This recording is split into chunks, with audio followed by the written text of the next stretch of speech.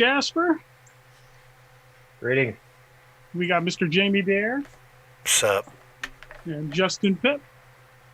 How's it going? What's going on, guys? How's everybody doing today? Doing good, man. Doing Good, real good, good. Nice, nice. We got a RG. lot of stuff going on, I guess, today, huh? Who wants to go first on? Jerry, you had some stuff you wanted to go over with. Yeah, we'll talk about. We're just playing Rocket League, so we'll get right into that. And I found, I should say, Pitt found something really funny in it. When it keeps stats on every game, tells you your stats at the end of the game, and I think was it 2 different ones that they show at the end of the game. I'm pretty sure. Yeah, they show you too. And it's always your best stats. So if you got a crappy game where you don't have a shot on goal, you don't have an assist, you don't have a save, the only thing that they can show on their first stat is how many times you touch the ball. Which is hilarious because every time you have a bad day or a bad game, it tells you, well, at least you touched 7 balls. So I guess when you're bad at when you have a bad game, you turn into a ball toucher. It just turns into an old ball toucher. I see what they did there. It's brilliant. That's awesome. Brilliant. Oh, yeah. man. Oh, that's So, fucking fantastic. so the moral of the story here, ladies and gentlemen, and boys and girls, don't be a ball toucher. Don't be a ball toucher. No, be a ball But if toucher. you're going to be a ball toucher, be a boss of ball toucher. Yeah. Yeah. If you're gonna touch balls, touch a lot of Yeah, I was actually in college that I never went to. I was on this Rocket League team, and I was the ball handler. I didn't sit the bench a lot by myself. have to laugh when you're watching mostly basketball. They talk about his ball handling skills. I mean, the Beavis and Butthead fan in me just always gets a little chuckle. I don't care if I'm You said ball really handler. exact. I don't care if I'm like 80 years old. That shit's still gonna be funny to me. Make them high quality ball touches. Oh Yeah. man, how I you think guys that- doing with the? Great. I'm just trying to score. Like Beavis and Butthead, man. In the game. In the game. How you Yep. guys doing with your ball juggling and all that stuff? Rocket League, Oh, and Rocket a League. lot better, man. Practice. We were doing practice for a while there, and then I don't know. We haven't done practice lately, but the practice definitely helps, man. Oh, Definitely helps, absolutely. especially if you're trying to perfect a more advanced movement. Like a high shot where you have to come up and do that double jump and then hit your gas or hit your Yep. hit your rocket. So just to try to get the timing down on that, it's a lot easier when you can set yourself up to have the shot as opposed to it's just going to happen randomly in the game. So it's like any other game, man, or any other sport, I guess, if you want to call it. Or any other thing. You only get out of it what you put into it. Yeah, the more touches you have. More ball touching your balls. I wanted to stick with the Rocket League too, That's awesome. and I told you guys about a possible segment, best or funniest Gamer tag of the week. gamer tag. Yeah, gamer Nice. tag of the week, Yes. GTOW. So we had one. Pitt was actually the one that called it out. What was pee poo ass juice? Yeah, who asked juice? Pee poo ass juice. But it was also the AI. The AI How does that named stuff Foamer. get by? I don't understand. Homer and Boomer. And Foamer is so great. Yeah, Foamer. I like Boomer. Boomer's the best. Foamer? Yeah, Boomer's good. But Oh. foamer, like one who foams. Oh, Foamer, yeah. What kind of foam are we talking about? I can't remember the dude's name, but we were playing one game, and we knew we had an AI, and next thing we know, we had this other AI changed the name, and we're like, oh, okay. I said, well, there's an AI, and then it switched over, and it showed he was an actual player. I'm like, dude, I don't know whose name that is, but it's the dumbest fucking name I ever heard. Yeah. Like it was so short and simple and boring that it was just like Homer and all them other ones. It was Yeah. like, okay, Yeah. all right. Truth be told, I have not really done any gaming at all this week. My wife's been out of town, so I've been taking care of business here at the house. My daughter, I've got to watch her play some Minecraft, so that was cool. Nice. But that's pretty much all I've been doing. So I don't really have a whole lot of great, brilliant content to provide from my personal experiences from the week, but I'm definitely excited to hear what you guys all have to talk about. I seen there was something huge about like some big update for Call of Duty. I know there's something about a play mode that's like 50 versus 50 or something. I can't remember. He said that's all I know because I'm out of the loop this week. So, what have I missed? I did play that game mode. I played a little bit of it today. I don't like it. You did? Yeah, it's just like a big, huge ground war. It's like 50 on 50. It's kind of like team deathmatch. Once you die, you just float right back in. You get a lot of people that are just sitting way outside the map and just sniping. So. Huh. Yeah, there's a ton of sniping not going on. I've heard that there is a lot of sniping. In fact, the dude that told me about it, Mr. Time Burglar himself, told me he had 13 kills, all with sniper rifle. I'm like, oh, okay. Yeah. So I guess that's what he meant. That's kind of why I like it. Check one. Yeah, I mean, I guess that would make sense. Yeah, if you want to just sit back and snipe and just rank up your sniper and stuff, yeah, that'd be great. If you're just doing sniping stuff like that, it's definitely fun. The mic there. I always liked the that war in World War II. I always liked that game mode. I think that was the only time I've ever seen that game mode in any of the Call of Duty games. But if I'm going like a ton of players where you're going to respawn. Oh, where they had like the bridge and the. Yeah, you had to push the tank forward or like hold the objective and then go to the next area. I thought that was awesome. Like put if you're going to have that many people playing, like have waypoints or have things that you're going towards, situations as opposed to just. That was ground war in World War II. Isn't that what it was called? Yeah. Yeah, I think it was just war. Yeah. I think it was war. Oh, war, I think yeah. I don't remember what it was called, but I do remember we used to play the ground snot war out of that. in this one. Ground war is usually 10 on 10. I think, or something. Yeah, like you that. you always like to throw those sticky grenades right in front of the tank because you knew people were just always being in front Oh, of the tanks. dude. Oh, and then that's how you really hone in on your sniping skills in game modes like that, where you're like supposed to be pulling an objective, but on that objective is taking a certain area. So then it's okay to sit back with a sniper rifle and just pick people off, and then whenever somebody actually breaks through, gets through the line, then they have to deal with Pip and Rasta and TJ, and then but that's only a handful of people. Those modes, that was a lot of fun. I do remember we used to play that a lot on World War II. You got to watch out for the planes and all that shit. That was crazy. People always right behind that cracked wall at that little corner there. Well, because I remember you had to go through the trenches, and then you had to go take over the building, and then after the building you had to take over this other little building area, and then it went into like this big ravine with a bridge, and then past that it was another point there, right? Yeah, then it was like another set where you had to go through like a graveyardy kind of thing or follow the tank. Yeah, that shit was fun, man. Yeah, you can build walls. Walls, yeah. Oh yeah. Almost. Oh yeah, that's right. Yeah. Almost as fun as prop hunt. Almost. Yeah. You had to go get the gas. Sometimes, like you had to go and get like 3 things of gas to go fill it up, and that's cool. I like that. Like if my whole thing is if you're gonna have a shit ton of players, like have some objectives, like Jamie said. Yeah, I mean. That one was great because of communication, especially when you had to get the gas tanks. Because you didn't want to be if you was the first one who grabbed it, you had to be the person who threw it. You didn't want to be the one who was running all the way to take it. Yeah, I forgot about that. You could throw the HUD to them. That's right. Too funny. Yeah, that game was a lot of fun. For sure. So thumbs down on the new mode. Too many snipers.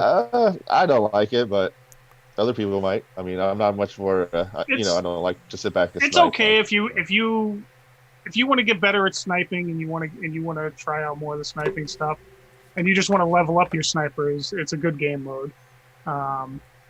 It's definitely not. You're not going to be running and gunning like you are in regular team deathmatch, just because there's too many snipers. Like you might get 1 or 2 in team deathmatch, but you have places to hide and run. But a lot of the layouts just don't really work for that. I mean, I do like how they kind of incorporated like the Verdansk map and all the other maps, like kind of like all together, Yeah. kind of like their stuff. So, but yeah, it was a cool idea. I think it was a shot like anything. They're gonna try. They're gonna have since Absolutely. So Rocket League, is that still holding strong? Then you said you guys been playing that. Oh, What about you, TJ? You been playing any Rocket League, or I think I saw you I gaming, played played very PUBG or little of something it. the other day. Yeah, I was playing yesterday. Was it yesterday? Yeah, I think it was yesterday. I was playing, getting back into PUBG a little bit. Nice. Me and Ty were playing it. I still have fun in that game. I don't know. It's definitely gotten way better than it was. Back when I think the last time I played it really intensely was back when the second map came out, and then after that, I didn't really play it much after that. Maybe once in a while. But I really got back into it the other day. I played for like 7 hours or something, I think. Did you stream any of it? No, my connection was not working for streaming, so my connection's been pretty bad over here lately. So I didn't really get a chance to do any streaming. I'm still working. I gotta get a modem up here. I gotta call the company and just bite the bullet and get a modem set up upstairs instead of trying to send a wire all the way down. Just get it so it's up here all the time. Be easier to stream that way. So you guys have been playing Rocket League. What's your how's those going for you? Getting your hat trick still all the time, or you guys find anything new, exciting about the game? Since I played it last, I was having a lot of fun. I think I got a hat trick. Probably letting you do a fast flip because you go faster. So I was doing that a lot more, and I was getting a lot better at my barrel roll because I know when you actually had a lot of fun playing that. I actually will probably end up playing it at some point this evening. I gotta take this call real quick. It's the boss. The boss. the boss. But yes. Yeah, I've been when I did play it, I was trying to practice getting back downfield quicker. So I've been doing that double jump just without the boost, trying to get down. Do a little bit of the boost, and you double jump, and it sends you like flying. You get downfield so much faster doing that. It's amazing how fast you can get across the field doing that over and over again without actually using a whole lot of boost. Because before I was just boosting as fast as I could, and going as hard as I could. You do that double lunge thing, and it especially on the kickoff. Oh yeah, absolutely. Yeah, there's a technique I've been rocking lately. If you're back in goal and they're trying to bring it around and it's kind of going slow up against the wall, so it makes the turn in the corner. You haul ass and you do that quick double jump that Jamie was talking about. You could push the ball forward, but it pushes it forward to where it kind of hugs the wall. Typically, if you time it right, if you have both people coming at the ball, you hit the ball, you get it forward, they're going towards your goal, you're already halfway to their goal, so you can do whatever you want for like the next 5 seconds. So if you get the timing down and push the ball forward, you end up like right behind the ball's moving forward, you do another double jump, and it still continues to just kind of ride the wall, and then you just go right for the goal. So you're going right for the goal, ball comes right around here right in front, and it's an easy goal every time. If you have an unimpeded route, like I said, if you see 2 people coming at that ball and you can get that, it's one of the funnest shots, one of the funnest gimme goals that I've seen so far.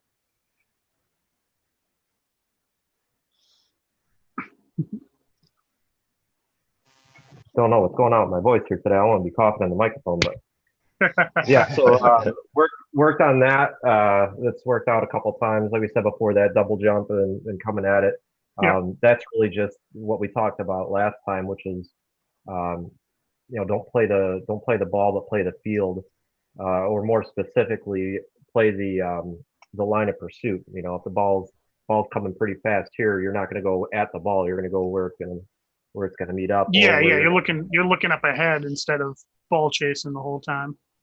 Yeah. Usually, what I try to do is I try to stay back. The other thing I was working on too is when you're in the 4v4 match, is instead of when you're in front going after the ball on goal, speeding past the ball if somebody's behind you and taking out the goalie and knocking him out so that the person behind you can actually attack the ball. But that takes a lot of communication, a lot of practice. I was trying to do it with Jamie the other day. We had a couple times where it was successful. Where if I saw he was going towards the goal with the ball, I would try to knock out the goalie ahead of him, so that way he had a clear shot. Oh yeah, that's an awesome move. That I think we when I first started playing with you guys, we had went against a team that all they were trying to do was devastation. Yeah, when I do that once in a while. If a team's like overly aggressive, I'll come off ball and I'll just start attacking whoever their aggressor is, and just trying to keep him. Like I'll just go around and I'll try to grab all of the large boost orbs, and I'll just use boost and I'll just try to keep them to boost deprived, so that way they can be they can't be as aggressive. Because if they don't have the boost and they're constantly giving it the gas, eventually they'll see that little meter thing pop up, which makes them more susceptible to blowing up. So when you see that little meter pop up on the right hand side, if you're constantly on the gas and you're constantly going on the gas and on the gas and on the gas, that meter will come up, and when it does, you're more susceptible from a hit to get blown up. So if you're revved up like that and somebody hits you, if you're redlined, I think it's called. If you're redlined and they hit you like that, you're gonna explode. You're more likely to blow up. So if I have like a lot of aggressive guys, I'll just go around and grab all the boosts and just try to deplete the boost right before I hit it. I'll just deplete mine a little bit, take that 100 boost, so that way that they can't get it, and then they'll be in a situation where they're downfield away from the ball. You can't get back in time.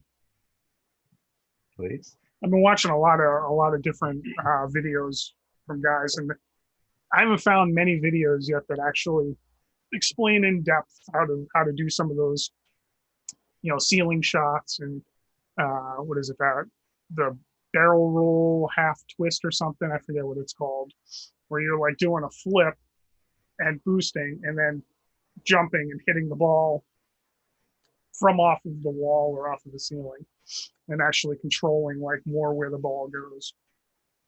Yeah, if you can get that timing down right, and you said that before, you hit the jump right before you hit the ball. When you're on the wall, the ball's on the wall. You hit that jump, and it'll head right for the goal. Yeah, these guys are the downward bounce to where it's going to bounce high. If they're not jumping, they're not going to have a chance at it. I'll send you guys a video. I'll have to look it up again. There's this one dude that was on there that was doing these crazy ball controls, like mid-air, redirecting it and shooting it from, he's going this way and the goal is over here and he shoots it this off the ball. It's nuts. Crazy how these guys see where this ball's going. Like, I start trying to think about it like pool, like playing pool, and the different angles and things like that.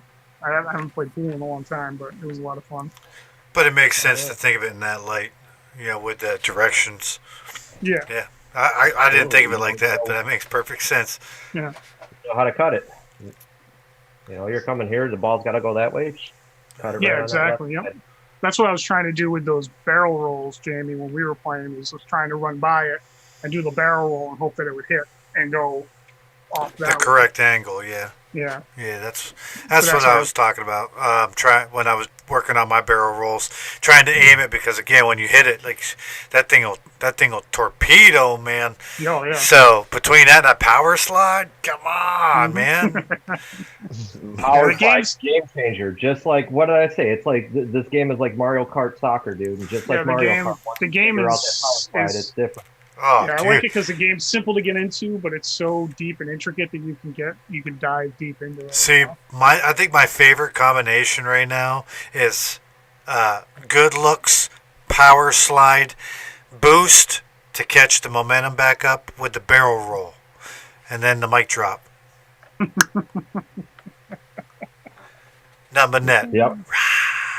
And then that third teammate that you're not talking to comes and steals the goal. Yeah, right at the very last second. Yeah. or screws it up and hits it off the goal. Oh shit. Oh man, we had a couple of those games before, man. It was like 3 in a row where the third person we got was just like, yeah, here's my frustration of the week. Going underneath the ball, so the ball's just kind of like waiting to come down, and your teammate's just sitting under the ball. Like, what's gonna happen? What's the best case scenario? It's gonna just bounce straight back up a little bit. Like, what are you hoping to accomplish? I'm working on doing the launch to go straight up from that position when I see something like that now, because I want to be able to get up over all of that before. But it's so hard to do, like in a live game, trying to think, okay, calm down. I gotta think of how I'm supposed to do this and what button combination. My biggest fault and my biggest bad habit is the boost. You only use the boost when you need to boost. You don't have to boost all the time. So that's what I've been trying, like right before that was a couple days ago, really. But that's what I was working on. TJ and I were playing. I was like, dude, I gotta stay up the boost. I gotta stay up the boost. You get all excited, and then it does like that double thrust right after you hold the boost for 3 seconds. It really jets in, and then by then your angles are all fuckered up. You know. You can. I haven't done it, but there's an option to change that. It's part of the camera settings where it's not as sensitive when you have that speed boost. At least that's what the little description says next to it. Oh yeah. I started messing with messing with the camera settings on it, and it totally screwed up. I was missing every single ball because it was just I set the camera too far back, so I got to go in and take the time and just tweak it a lot. But I set it just a little bit further back than what it normally is, and it totally threw off my whole game. So it's something I'll definitely want to mess with, because it gives you a much wider field of view. But it puts the car like from the, instead of it being like at the bottom of your TV screen, it puts it more towards like the center of the TV. So it's set, your car's set up further away from the camera. Got to relearn how to play the game at that point. Yeah, exactly. But that's where a lot of the pros play it at, because they can actually see more of everything. They can see more of the field of view. Yeah, it's funny. I found myself going, watching video after video for a while, but I can only watch like 2 minutes of the 5-minute video. Yeah. It's like, okay, I get it. All right, on to the next one. Okay, that's a good trick, and that's why. Okay, good. Most of the time, I find whenever I'm looking at videos of Rocket League, they give you 9 minutes of intro. They 13 seconds of actually telling you what they're doing, and then the rest of it's talking about all kinds of dumb shit. Like, okay. Well, they got to hit that. The problem with YouTube now is you got to hit that 10-minute mark in order to get advertising. So if you don't have at least 10 minutes on your video, you don't get. They won't put an ad on your video. So gotcha. it's all because of advertising is why they do a lot of that. Okay, well, instead of bringing that to you got to play their game. Okay, I get it. I withdraw my last statement, Your Honor. I am now. Well, I was just explaining why they do that. It's such a weird game. Yep, I get it. That makes sense. I withdraw my last statement. So, so that's my biggest fault is boosting, because I find whenever I go to boost and let's say I'm going at the ball's basically at, let's say 1:30, 2 o'clock. So you start cutting up field from the back left-hand corner on your side. I see the ball coming. So instead of me just holding down my right trigger and trying to go up the curve and to run into it, when I hit the boost, and then the boost gets me there. By the time the double boost pops in, the ball's already probably at, 3:30, 4 o'clock, and by then you're going to overpass it every time. You got to just take your time. To anyone that's listening to us talk right now, take it from me, the least pro player you're ever going to meet, he will tell you, get off the damn boost. and boost when you need it. Because then whenever you need it, you're out of You're it. not out of it. Yeah, exactly. Unless you do the little rob the boost from the other team. I was trying that a little bit when I'd ride by and I would ride like let's say down the right sideline. If I hit the one and I'm actually going up the sideline, I'll tap the boost for a split second, grab the next So one you I steal have, the other one. and by that time the ball's coming up on me, and then I hit the boost button and I overshoot the ball. It's a legitimate strategy, though. It's boost depriving the other team. Yep. It definitely. I can see it being a valid move. I'm just saying that's my biggest problem. It's definitely a dick move, but I've done it on pretty much every game we play. What would you say is your biggest bad habit on that, Pip? The thing that I do that makes me feel the stupidest on there is I get confused when I get up on the wall. And when I'm following the ball and it messes up my angle, so instead of when I'm going like this and the ball goes this way, it makes me turn the other way or something. It just always either I need to turn off the so either need to turn off the follow the ball camera or just learn not to be stupid with it.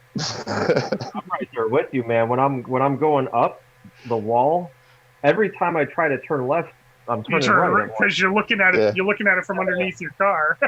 I'm with you, man. That's not fun. It is not. Do you remember when we were playing the other day, Rasta and TJ, and I was sitting up there by the goal? I was just sitting there in the goal like I was about to protect it.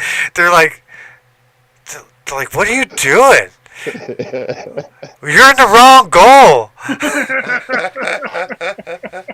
You were playing a mean goalie for the other team. Yes, sir. And then I was like, I think the ball actually came up here, and I might have knocked it out once. I can't remember. Jesus, how dumb am I? I think you did. I think you blocked it. I do. I thought I did. I was like, nobody said nothing. It might be. Maybe it didn't happen, but no, I think it just never came to fruition, and that's again because you go up the wall and it just confuses the hell out of you. Then you don't know where you are, and then I've looked up on the walls, like there's really no place that tells you which like no little subtle arrow in the back pointing one way or another. There's none of that shit. You just gotta back off that camera and follow the ball, like the whole approach, and that's really hard to do. What do you feel is your biggest bad habit in that game, Jerry? Timing. So coming at the ball with as much momentum as possible and jumping too soon and going right underneath the ball. It's always like the same call. I'll be like, I got it. Nope, I missed it. Just underneath. Like every time, dude. I'll have a great line on it. I'll be ready to either clear it out or get a good shot on the goal, and it's just underneath it, man. You get, like you said, you get excited, man. You hit the, like, the gravity sometimes, man. I think it's faster than it's supposed to be. Yeah. Yeah. So that right there, especially if like I go for it and my other teammates are going for it also. So basically, like, everybody misses and it's an open goal when I should have stayed back. Yeah, like, oh, great. Oh man, here we go again. So, TJ. Yes. Same question, my friend. Mine is not called. And I don't want you to hold back. I want you to tell me the whole thing. Is that you being sarcastic? No, sir. I like the slide back there. No, my biggest thing is remembering the call that I'm running back to goal instead of just being quiet about it. I got to actually let you guys know I'm going back towards goal more. Because it may not seem like I do, but every time we get like 3 people up in the front, I run back to the midfield to watch where that ball's going. Because I want to at least be midfield where I can get to the goal faster if I need to, or at least stop it from getting close to goal, I try not to let it get to goal. I try to keep it at midfield at the most. But you're not always successful with that. So if there's like two of our guys running at the one corner, and then if you're still back, even if you're still back, I still try to stay. You'll see, I try to stay back to the field more and more now, working on it. Yeah, I think that's pretty much. Nice, man. Now I'm going to change it up, and I'm going to ask you, what do you feel that you bring to the team that makes you a great, player on that team, and that you really bring? It could be offense, it could be defense, it could be a particular mind frame. What do you feel you bring as a player? My best feature of that is probably the kickoffs. I can win more kickoffs than lose. I win most of my kickoffs as long as I'm not back in goal. And then I have to stay back there. But if I'm in a decent position, I can win the kickoffs almost every time. Unless we're going against professional guys. But Would you feel you're an offensive face-off or Yeah. defensive? offensive. So you're generally in the front. I go balls in. Yeah, I go balls in. Okay. What about you, Jerry? For face off, it's just if they put me in back, I'll defend. If they put me in front, I'll attack. I'm fine either way. And as far as what do I bring? It's just always pushing the ball forward. The momentum maker, so to speak. Yeah, exactly. Like if you get your timing down right and you have enough discipline to stay back and let other people do their thing and wait till the right time to hit it, you send that ball forward and it changes everything. And if you hit it, this is the other thing I've been practicing too, is trying to hit it off the wall to where it banks towards the goal, whether it's going to be a shot on goal or an easy centering pass for somebody. But it's still like an assist. You're making sure to pass it, but you're passing it off the wall, like you see him similarly do in hockey. Yeah. Oh, yeah, exactly, dude. It's like, if the ball's in our zone, dude, that's a great point. It's, if we're talking hockey, there's no icing in this. So why wouldn't you be? True that. Why wouldn't you? Get that shit the fuck down there. Okay. You get that awarded that privilege when you're on a penalty kill. You could get that frickin' puck out of there. You could shoot it all the way down to the other side and not get penalized for, not penalized, but not have a stoppage of play in a face-off in your zone. So I look at it from that perspective. When I see the ball back in my zone, that's what I always want to do, is get it all the way to their zone, man. Like flip the field. So the question I had asked them, Pip. I heard it. Okay. I wasn't sure. You don't need no repeat. So, what's your answer? What do you feel you bring to the team? Just being able to clear that ball out and stay out of people's way. A lot of ball touching. The ball handler. The ball. I'm pretty good at those ball touches. I don't look to. I mean, if I score, I score. That's the thing. I'm not looking. I'm not trying to force it. I'm more of just trying to keep that ball pushed forward, though. I just try to keep it forward. Try to keep it out of our zone. It's kind of like the defensive, like in hockey. When you're in your zone, you want to keep that ball up there, and I always try to keep that puck or that ball in their zone. So I might not be trying to rush forward, but I'm also making sure that they're not making no runs forward. Heck yeah, man. Very nice. Very nice. I think for me, my best strength is my wardrobe. I always feel like I have the coolest car out there, or at least in the top 4 or 3. I gave you that. No, The top five. No, I feel like what I bring to a team is kind of really different. I'm kind of like that really just laid back guy that kind of tries to calm everybody down, or tries to bring the people. If somebody's more laid back than me, then I try and bring them at least half staff where I'm at, and then because then when you become that's the thing that I figured out about myself a long time ago. When you become the weakest link in a chain, and you're not that weak, the team is guaranteed to win. If the worst person that's on that team is doing all those things, making momentum, winning face-offs, doing all that, if your weakest player is still doing some of that, then you're set up a lot more for success than you are failure, because at least you know that. I guess my reliability is you know what you're getting with me the whole time. If I'm standing in front of the other team's goal because I forgot which way I'm going, you expect that from me. So you're just like, yeah, Jamie, you're doing your thing. You know, that's my bud. You know, Good. You're doing good. yeah. Well, he's like the baiter, like the master baiter. You know, if you will. I am the best human shield in those games. I run out, and then people shoot me, and then all the other players get to see where that person shot me from. So I'm actually doing a service. That's what people don't realize. They're like, Jamie, you do know you went 3 and 25. I'm like, yeah, and you went 23 and 2 because you got to see where he was shooting me from, and you're welcome. Yeah. You know, You are your own recon drone. yes. I'm over here. I'm over you guys. Just imagine the other team. What they hear is he's behind the barrel. Yeah. He's in the window. See, I'm over here in my head when I'm playing a game like that. I'm thinking in my head like, oh man, I'm about to drop this fool. I'm about to show this dude why he should regret signing on his Xbox today. And in reality, so I was like, no! Hello, I'm over here. Yep, right here, guys. Get your bullets. Fuck your bullet.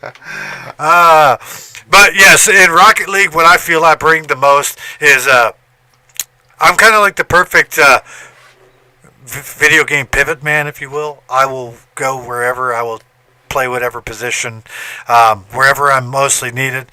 When people call out and they're like, Jamie, or they're like, hey, center, you know, or they're like that, I'm like, here we go, you know, because that's what it takes sometimes, because I'm focusing on the finesse rather than the actual the game itself going on, and that's something I've personally been working on. But it's also my strength because I'm at least working on it. So you know what you get. Yeah, that's the best attempt I had at giving a straight answer. Oh man. A+ for effort. Oh shit. A You rabbit guys hear hole. about the British team who won £1 million? Him and his Dutch buddy in a tournament. Mm-mm. The what was it? The Fortnite World Cup. That's what it was. Him and this guy Wolfie is his gamer tag. The split a winning in duos partners. Of over 1 million or just under 1 million pounds. Can you imagine at that 15 years old winning that? What that would do to your life? Like, Crazy. what would you guys do if you had done that at 15 years old? You would won $1 million in a gaming I'd tournament. try to get better and win another $1 million. Do another tournament. Why not? Yeah. I would then call all those people and I would just be like, told you I can make money playing video games. You said I wasn't going to amount to shit. Kind of puts a dent in any parent's argument with them when you're 15 years old and they're like, you're not going to do anything playing video games all day. See, I didn't go outside and look what happened. I won $1 million. I think the other thing too is like, who the hell is gonna talk trash to you in a game? Yeah. Like you're trash. All right, dude. I want $1 million. Like, Yeah. how much did you win? You know, You didn't like, even make the playoffs? Oh, all right. playoffs. Yeah. He's talking about playoffs. Yeah, nobody could ever trash talk you, man. Oh, hell no, no. You'd have to be, you would be king shit at your school if you're at that point. Oh, without a doubt. Yeah, and that's something that I like about Rocket League as well, is that it does have a solo, a duo, a threes, and a quads, because that game gets as crazy as you want it to, and it gets as solo as you want. Because one of the videos I watched, the guy suggested playing duos. If it's you and another friend or whatever, he said play duos, or play a lot more solos, because he says if you're playing by yourself, you should play solos, because then you only have yourself to blame. Yeah. He said accountability 100%. You're the only one you can blame. So when you realize where you sit as a player, he says, then you start to get better as a player. And then when you join up with the team, then you know what you really bring. So I thought that was an interesting suggestion from him. Yeah, that's not a bad idea. Probably should I try think that. it's a great idea, man. The accountability part, because I see it happen all the time where like the actions of one of the players just here's the empty goal for you, like they don't realize that like what you just did, like first of all wasn't going to accomplish anything at best. At worst, you gave them a wide open goal. Like it happens all the time, man. And I don't think that people realize that, if somebody's got a beat on the ball and you're following like right behind them, or you're trying to get the ball too, and your other teammate is on the other side here, like what are you doing? Your teammate's already going to score. If he doesn't, you guys both don't have an option to score there if the rebound comes off wrong and they got an empty net. Like what were you trying to accomplish there? What good was going to come out of it? So I'm with you there. You'll learn your lesson real quick. People will be what do they call that? Hate quitting or There's whatever. also rage quitting. Rage quitting. Yeah, I did learn that there are a lot of kids playing it too that are fairly young. I have a buddy of mine. His son plays it. He's fairly young. You know what I mean? So a lot of times they don't even realize. They're just on there having fun. So I'm trying not to take it too serious as far as that goes anymore, just because it's like it could be. Because it could be like a 12-year-old. I don't care if he's 3 years old or 33 years old. You better fucking bring it, son. He's 12 years old and he's just fucking around. I'm not gonna stress and lose sleep over. Oh yeah. Hey. That's kind of why I like the game, though. Rasta. Hello. Are you ready? If it doesn't make soccer, it doesn't make sense. Nah, it doesn't really. Well, if it doesn't make soccer, if it's not like soccer, then it doesn't make sense. That's a little better. I'm just saying. I'm just saying. If you will, I know you will come up with something better. I'm just saying. Don't be afraid. Let the force be with you. He's trying to give me the encouragement. We need to find the cricket sound clip. And play it all the time. Play the crickets right afterwards, and like we just don't say anything. Kind of like when a baseball player hits a home run and he gets back to the dugout.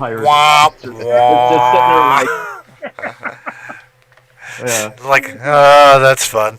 That's awesome. Yeah, that's live footage right there, friends, and that's what I bring to a team. And you're welcome. Yeah, prime example of what he was just talking about. Oh man, that's crazy.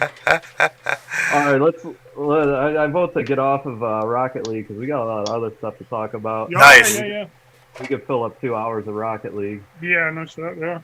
I just wanted to go over a little bit of what was on Xbox Game Pass this week, or this past couple of weeks, with free games. Like the free game stuff that was coming out is crazy. They've got on the Game Pass, No Man's Sky, Kingdom Hearts, all the HD editions, 1.5, 2.5, 2.8, which the prologue, the 2.8 is the only one I haven't played. So now I have to go download that and play that because it's the only one that wasn't available before. I just thought it was freaking crazy. Like I think they've dropped them. They're really going hard on the Game Pass to make it worth, the extra $5 a month. I think they're doing an excellent job of it. Yeah, I see PlayStation has done something similar. It's the first time I've seen them offer a discount on the year subscription. It's like 30% off, even if you're not at the end of your subscription. They're doing that right now. Yeah, that's pretty cool. They added a couple of new games too, didn't they? They had a couple of good games. I think they just added. Actually, yeah, they should have just added. I'm gonna look it up right now. The last two were really good that they had. I think they put The Last of Us, the first one, in, didn't they? Possibly. Let's see. Find out. I imagine they probably would because of it being. Oh, it's still the same. It's still the same. Is it? It's World War II and then Star Wars Battlefront 2. Oh yes. Yeah, I mean both good games, excellent games. Yeah, those are both outstanding games. Yeah, the Battlefront 2 one. They turned that one right around, and then that'll lead right into. Did anybody see the trailer for Squadrons, Star Wars Squadrons? But I've been hearing it's come up in my Dude. feed. I hear it's pretty good, but isn't that like an EA game or something? Yeah, and I was nervous, but the thing is that I just found out and read that they have no microtransactions in it. It's going to have a one single player story. And it's going to have EA came out with this no micro all of this. It's $40. It's a single player campaign plus multiplayer functions as well. So multiplayer on top of that for $40. And it's not going to have microtransactions. It's not going to be latent without it. And I think the reason they're doing that is because their contract with Disney is coming up soon. So they're trying to get. I think Bob Iger, that's big dude at Disney. He's leaving Disney soon. He's on his way out.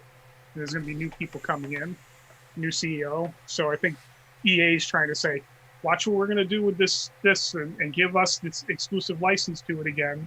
You know what I mean? So that they can keep making Star Wars games because it's a big moneymaker for them, especially with the Battlefront series. So I think that's why they're doing this, and that's why they kind of they pushed hard with Jedi Fallen Order with Respawn, and I think they want to retain that Star Wars exclusivity. So I'm hoping that this becomes a trend and not just a fluke. Didn't you play that, Pip?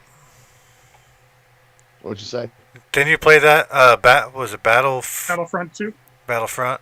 I played the first one. The first one, yeah. I didn't play the second one. It was kind of cool. I liked it. Yeah.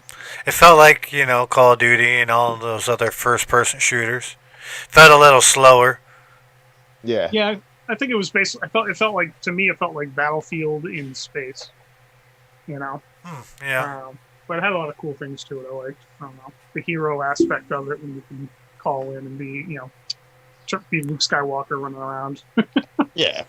That's like and stuff. what's kind of cool part is you're able to run around with like lightsabers, be Luke Skywalker or Darth Vader, stuff like that. That was pretty cool.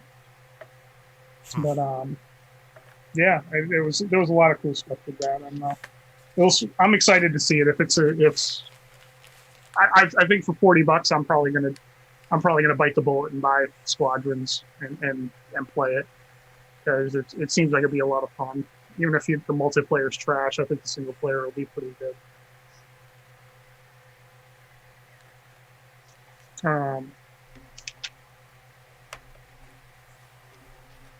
Anybody play any Call of Duty at all? I know Jerry, you said you didn't play much. No, I was against it. I felt like we talked about it way too much last week. So I'm like, no Call of Duty. There's so many other games out there that we could talk about.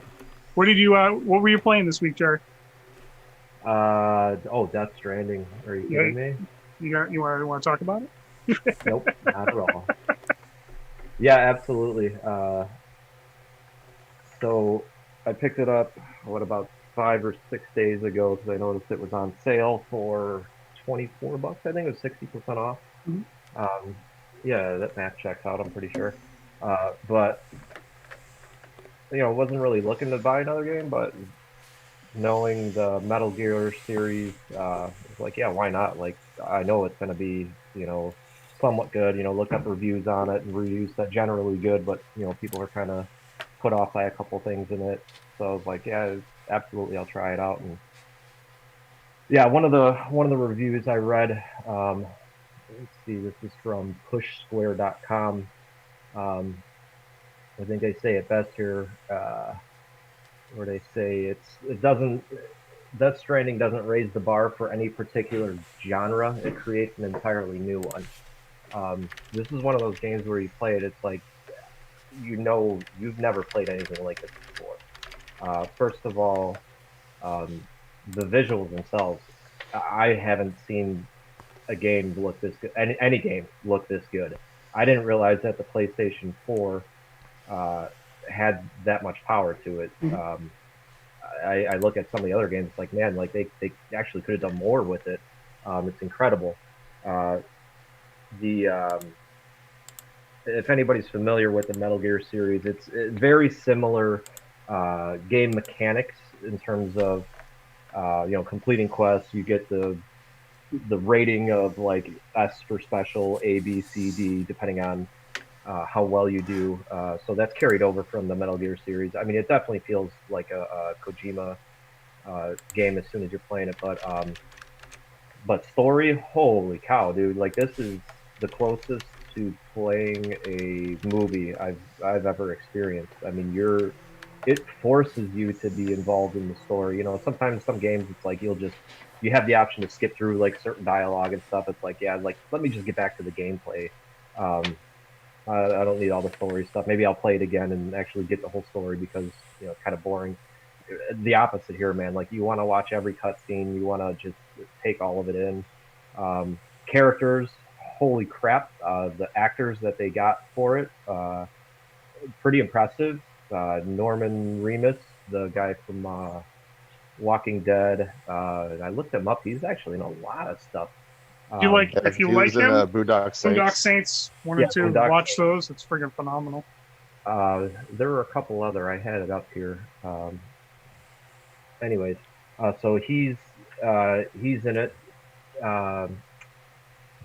The guy from if you're familiar with the James Bond movies, Casino Royale, the villain, the villain in that one, Le Chiffre, I think his name is, the guy that weeps the blood. He's a character in it, and they show a lot of his face in it, and like the first time you see it, it's like holy shit, dude, that's Le Chiffre. Like, yeah, he plays. He plays a bunch of pretty. He's in Hannibal on Netflix. He's a really Miles. Oh, shoot, I can't remember his name now. Yeah, he's been in a lot of stuff, man. Been in a lot of stuff. Oh, Norman Remus, I forgot he was in Blade 2. He was the punk kid, Scud. I think his name was. Yep. Yeah. He called him B. Turned in Whistler. Yeah. Guillermo del Toro is in it. He's one of the main characters in it.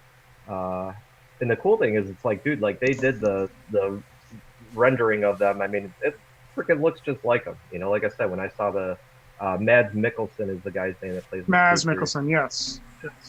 When I saw his face, I'm just like, holy cow, dude! Like that's him. So they definitely got some star power that make it worth it. There's some familiarity. So like I said, when it feels like you're playing a movie, it's like, well, yeah, I'm familiar with seeing these people from a movie, so that makes sense. That holds true. The amount of detail that's in it, Easter eggs all over the place. If you've been a fan of PlayStation exclusive games, so many Easter eggs, so many shout outs to all the amazing games that PlayStation has done, or Sony has done, just specifically PlayStation releases. So if you've been faithful to the Sony brand, you definitely get rewarded there with some Easter eggs. There's an outstanding cameo in it that I knew of ahead of time because I saw it on a television show. Still didn't ruin it for me though. One of my favorite comedians. I don't want to spoiler alert. I'm not going to give it away, cool. But thank you. Yeah, oh man, it's just like, and what's great about the game is you look forward to those cutscenes because, and this is people's gripe with the game, is a lot of it is just walking from one way station to the next way station. You're basically a freaking Amazon person without a truck, or you're taking something from a distribution center. You're taking something from a distribution center, like a pack of medicine or something, to some guy up in the mountains that needs it, and that builds your rating and everything like that, and that's how you progress the game, is get people connected by the logistics of transport in it. So you're a part of that. Like you're a part of the cog, pretty much, of moving things from making sure that essential goods are going from one place to the next. It's a post-apocalyptic war. If these guys are like heroes, if they didn't if they didn't exist, everybody would die because some people have some stuff, so other people have other stuff. Yeah. And so you're forced into that position of like, okay, I gotta haul this freaking load from here all the way to over here, which is 1,200 meters. And while I go through that, there's areas of ghosts that can just end the game right there if you're not careful, if you don't know how to maneuver around them. So a mission could be just simply I'm taking this pack of medicine from one place to another. It's going to take 35 minutes, and most of it is just walking. If you think about that, if you look at it from a broad, spectrum, it's like that sounds pretty lame. Like where are you killing people? Where's the spawn points or the typical stuff that we look for in terms of getting our satisfaction out of our game. Like that's why I agree with the review. Or it's a new genre because it's like you don't have your typical game mechanics in there that people look forward to that give the oxytocin, the good feelings, the reasons that we want to play the game, which oxytocin is actually part of the game too. So they also have community to it. So you can leave signs for somebody else playing the game that can say like, hey, like go up this area. You might not know that this is an easier route to go, so you figure it out, you put a sign there for somebody else, and they can like it, and like the more likes that you get, the higher your rating gets, and you could like other people's stuff, like they'll build a bridge for you over this river. Like if you're trying to cross the river, the river can it sucks when it happens. Like it could sweep you away, and basically like you're floating on your back, your shit's going all the way down the river. Oh no, it's getting ruined. Like the game is so frustrating in that type. Like you could be just sitting there walking, and all of a sudden, like there's a uneven ground that you don't notice, or a rock there, and your guy stumbles, and all of a sudden, all your packages fall, and you get rating on the condition of the packages. There's some packages where it's a freaking bomb, and if you fall over, you fucking set off a nuclear warhead. Like it's the FedEx simulator. Yeah, and that I think one of the funniest reviews I saw on it was like, is this just really like a walking simulator? And it kind of is. It kind of is. You have to take into effect your equipment, your stamina, how your load's distributed. You talked about it before about the inventory. I typically don't like inventory management. I think it becomes very tedious in many games. It kind of takes away from just the fun of it, man, and it turns more of it into a job. This is so much more involved of an inventory management system, but it doesn't feel like a chore. It just feels like it's naturally a part of. It's intuitive. It's naturally it's intuitive. It's naturally a part of what should be happening in the game, and you're just like okay with it. Like, no, this is my job. I have to do this. So I think if people are playing it, just understand that it is.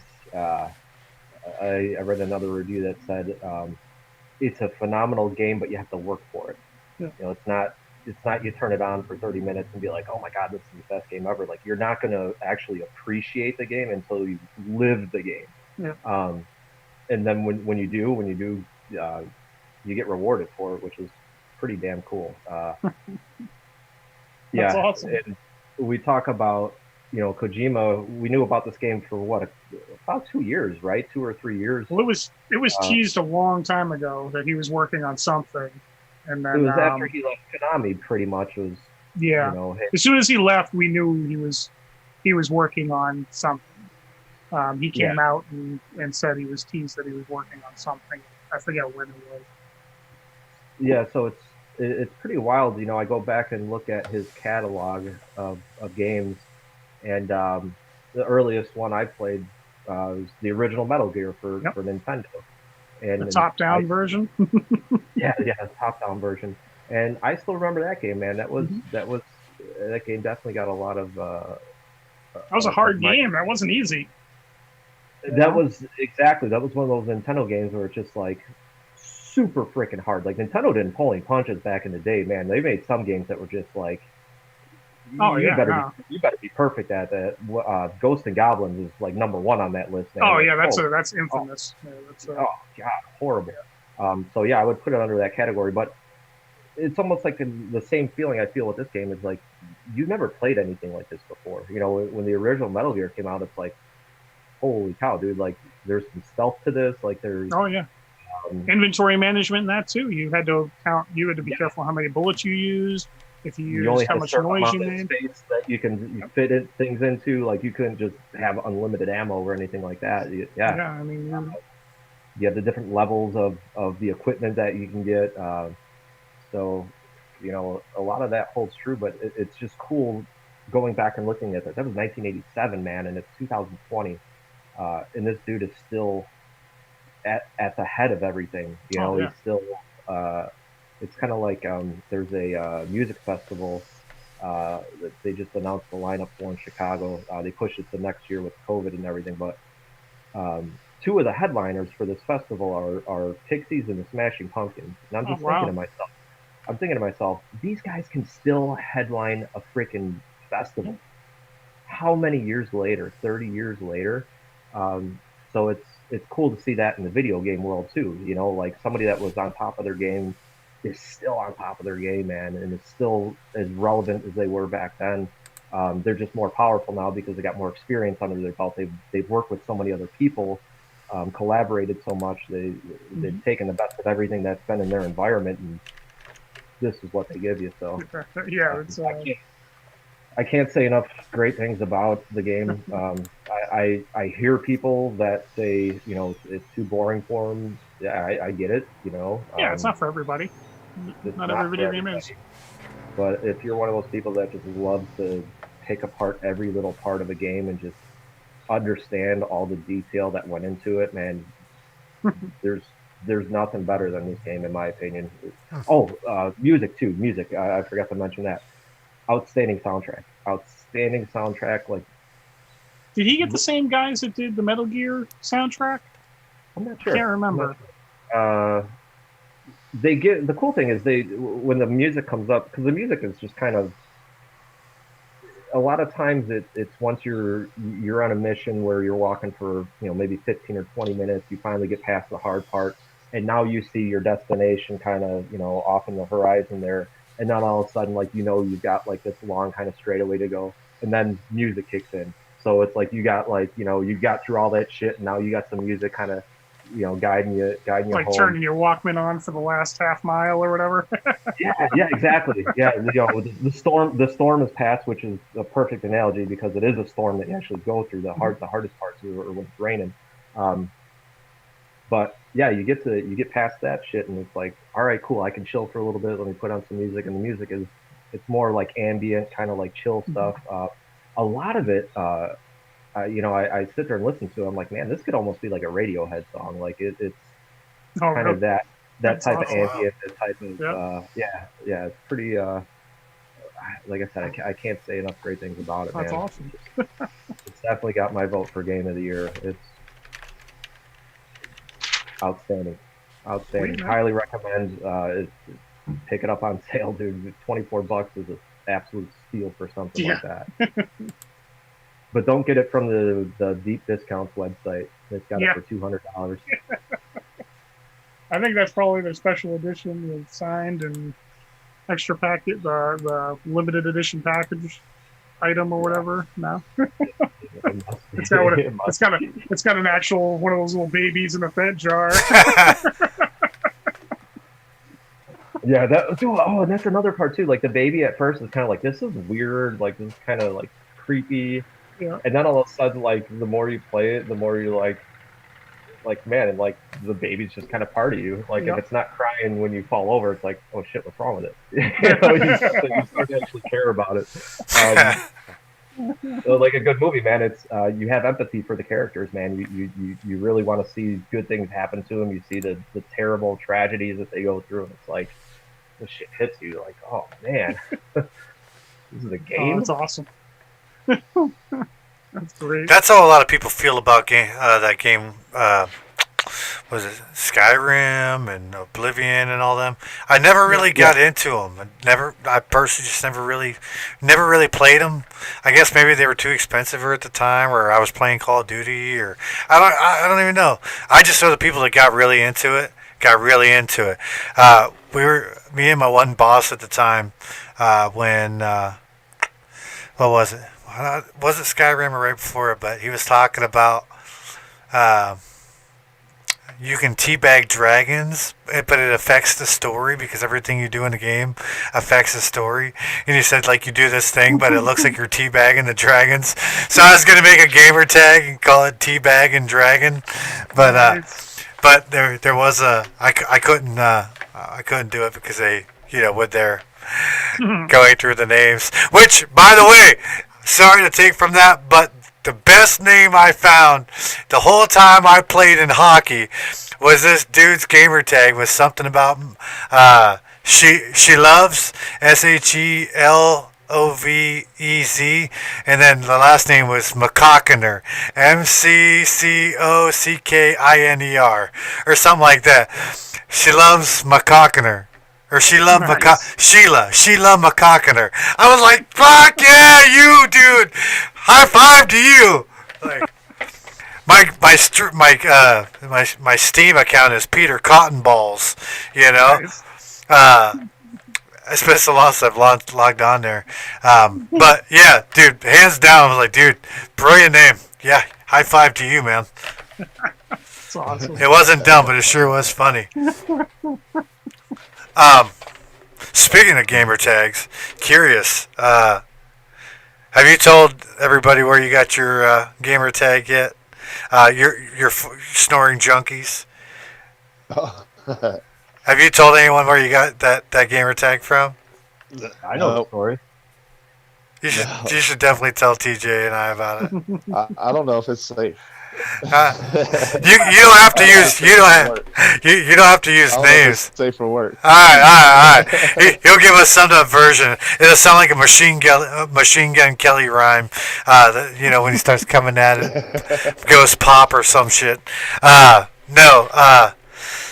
Sprangboro, my current gamer tag is because of on Xbox, I should say, because I changed it after going to Sprangboro for a lot of things.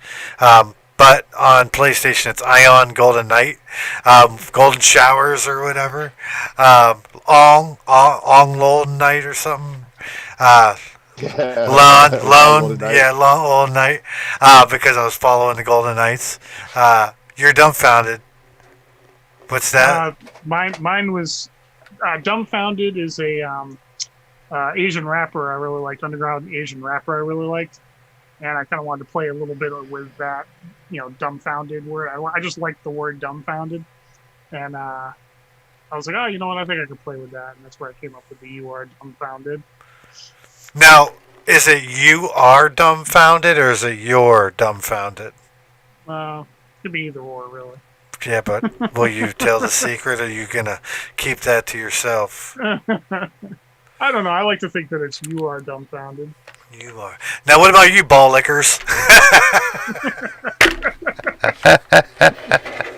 So, the original idea for it, I mean, really, it's just a shout out to what's his name, the guy that did the Jay and Silent Bob movies. Kevin Smith. Yeah.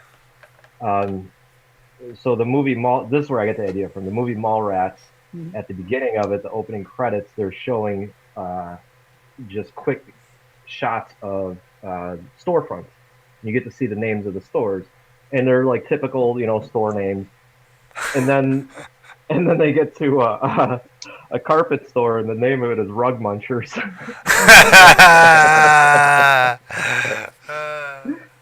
So that's kind of where the style of the comedy comes from. And one day when I was at work, part-time job that I was working at for a hardware store, I was walking. I mean, I work with probably on a typical shift. You're talking 30, 40 people that you're talking to. So I went around one day and I came up with this idea for the name of a liquor store. Because I'm always trying to, get people to say stuff, but not realize that they're saying it, because there's tremendous comedy in that. So well, liquors, like, okay, ball liquors. Why not do that? don't actually use BALL because that might be a little too obvious. So I changed it to BAWL. So I had that written down on a piece of paper, and I would come up with I would come up to them and tell them the story and be completely serious. Like, hey man, I'm looking to start my own business. I'm looking to do my own thing. I'm looking to open up a liquor store. You know, sort of sell alcohol and stuff. Because, you know, the most to me the most important start of any business is like, you know, what am I going to name it? I've come up with a couple names. I've narrowed it down to one that I think is the best, but I just want a second opinion on it. Um, you know, it's a family name, and I kind of want to keep it in the family. So I'd show them the piece of paper and say, "What do you think?" And they kind of be like, "Yeah, I guess okay." I'm like, "Well, you know, what does it say?" They're like, ball liquors, and I'm like, "Well, what do you think about that?" I'm like, well, oh, it's all right. I'm like, "Say it again for me." Like ball liquors, and I'm like, one more time. Usually When the light switch turns on. oh, they was every single one of them were just like pissed off, but like not mad at me because it's like they know me. I'm a freaking jokester all the time. I'm always coming up with jokes and making people laugh. But like when they figured it out, the look on their face every time was just like, "You fucking asshole." So that's where that gamer tag came from. And again, that's a shout out to Kevin Smith, awesome director. If you haven't seen his movies, definitely see all of them. Go through his whole freaking his whole library. You'll laugh your ass off. And then the other one, the Rasta Jazz. That's just a combination of two nicknames that I had in high school. So Jazz because the last name is Jasper, so people would just say Jazz for short. And then Rasta because I was like the only white kid that listened to reggae, like specifically Bob Marley, Ziggy Marley, Stephen Marley, Damian Marley. So they just always call me Ziggy or Rasta. So I just figured combine those two, Rasta Jazz, because they both have. It's a shout out to music too, because I absolutely freaking love music, which we know from our other podcast. Yep. So it's a shout out to two forms of music that I think are outstanding, man. Like, well, Rasta is not a form of music, but reggae and jazz. So it's awesome. I love that name. I've told you in the past how much I love it. When you explained it to me, I was like, oh man, that's brilliant. But that was after we'd been gaming for years that I finally actually asked the question. And I was like, wow, that's really an awesome name. By then, I think I was like, I think it was before I was Lost Not Fallen. But yeah, that was one I held for a long time. I remember for a very, very brief period of time, I changed my gamer tag because Thick as Thieves, the whole thing, like the whole term Thick as Thieves just kept sticking in my head. So we were talking about, you know, like little clan names and shit. So I called it Thick as Thieves, THICKAZ, and then Thieves. So it was Thick as Thieves, and it was so great. So I changed, I changed my my gamer tag to Thick Ass Thief or something, and then my buddy DiBiase, he's like, "Let's go, Thick." Oh, I ain't never calling you that again. I ain't never calling you that again. I was just giggling, you know. He's like, "Come on, Thick." Oh, I'm never saying that again. Never am I saying that again. So then it was pointed out, and everybody just started, you know, going to hell with the joke. So I changed it.